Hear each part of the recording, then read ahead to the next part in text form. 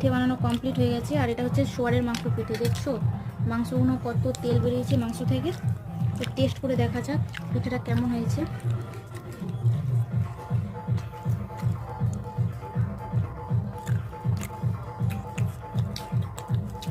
ভালো লাগছে, আজকে মা রান্না করেছে, আজকে ভালো লাগছে, কিন্তু আগের বারে একটা ভালো লাগছিল না পিঠে।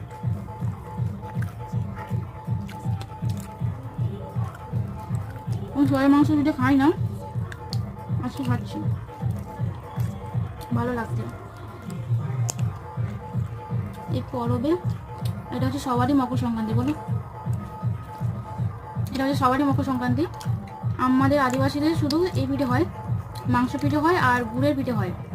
আর বাঙালিদের অনেক রকম পিঠে করে, ভাজা পিঠে, নানা রকমের পিঠে করে এই মকর সংক্রান্তিতে। তো তোমাদের বাড়িতে সবাই কীরকম পিঠে করছো আর কি কি পিঠে করছো সবাই কমেন্ট করে জানাও, তো আমিও দেখবো তোমরা কি